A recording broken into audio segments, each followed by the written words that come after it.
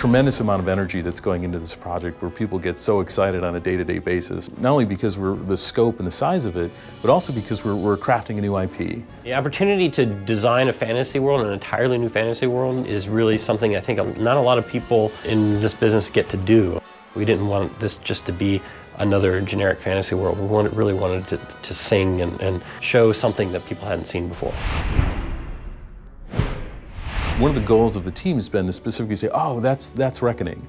You know, we really wanted to have a signature style that was recognizable and that was carried through all the different elements of it. It's not just about making a great looking sword, for example. Like, it's got to be a sword that looks like it fits in the universe, but also works with these armor sets, that also works with these effects, that also feels like it's got some age and wear. And the beauty of it is that we've got all this fantastic material to draw from the lore that's been written and from the narrative designers, so that we can say, okay, this sword is not just a sword, but the glyphs on the sword actually mean something, and they're part of a language that was built. And the materials, if there's a gem in there, well, why does the color of that gem matter? It does. And a lot of games, it's not as deeply considered. We knew early on we really wanted a game that was colorful and lush. We felt that was something that was really neat about our game. It set our game apart from other games in this genre. It fit right in line with R.A. Salvatore's line about, you know, when you ask someone to save the world, you want to give them a world worth saving. We really wanted it to have that dark storybook kind of sensibility to it,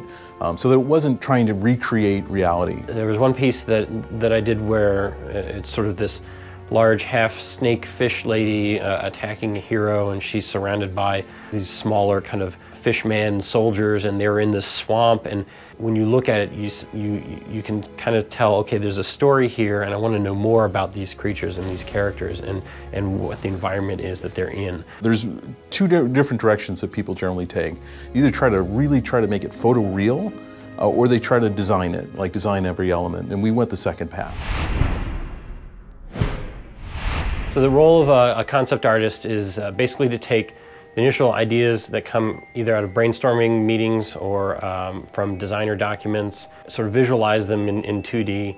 A lot of times it can be a lot more schematical, where we're literally doing drawings of characters from different angles so that the modelers can take those and do sort of a one-to-one translation. And other times it's really just sort of a way to inspire the team, and they're more of like look and feel type pieces. As an art director, a lot of what you're doing on a day-to-day basis is working and interfacing with not only the artists on the team, but also the designers and the engineers, and making sure that everything comes together as one cohesive piece. We really try to focus on making sure that when we're creating a piece of concept art, that it serves the goals, and that it's sort of speaking to the process, as well as being a great image, right? And so we have to remember that not only are we making great looking images, but there has to be solid design behind it. A lot of it is trying to service the needs of the overall art of the project, but then also really taking a look at the design and what the narrative needs are, what the gameplay needs are at any particular point, and also keeping in mind the technical considerations and constraints of actually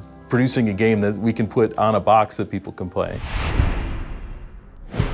Not only do words tell the story of Amalur and the story of Reckoning, but the visuals tell stories. Specifically, we'll do things like stained glass windows that tell a story or fable that's told by generations of the Fae, or come into a dungeon, an ancient dungeon ruin. We leave clues as to, you know, who used to live in that place and why did things go bad, and, you know, why is it now in ruins. We don't want to just sort of say, oh, it's just ruins, let's just make some crumbled rocks. We try to leave little visual clues of you know, what came before and how did things get the way they are. There's so much material in this project. It's hard for people to understand that are on the outside of this to really get a sense of like how many creatures we have in the game, how many armor sets, how many different places in the game that you can physically go to.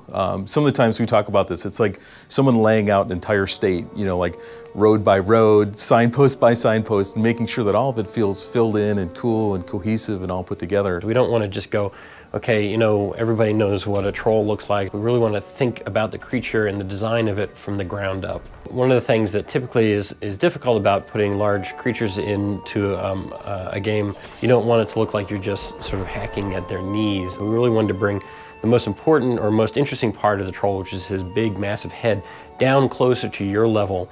So he's this sort of this hulking beast who's stooped over, and he's got this really long, sort of massive looking jaw that just swoops down towards the player and has this really aggressive look to it. And the Bolgan, which are these big red, heavy-set creatures, are just is so well executed from, you know, the initial design document talking about what their backstory and their lore was, to the models, to the animation. I feel like he's so unique, and yet at the same time there are elements of things that we're familiar with, and so we know exactly what the Bolgan is when we see him. It makes you think of things that you're familiar with, but at the same time it challenges, you know, your preconceived notions of what fantasy is and should be, and it takes you to a completely different world.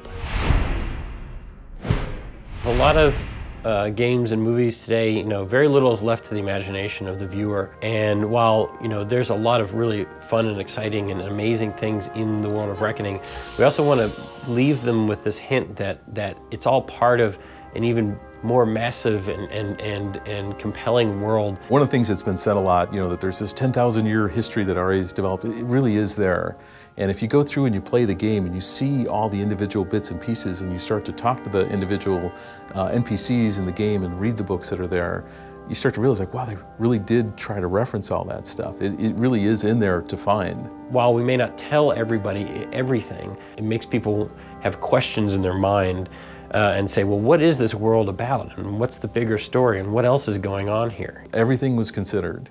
And I hope they walk away with that.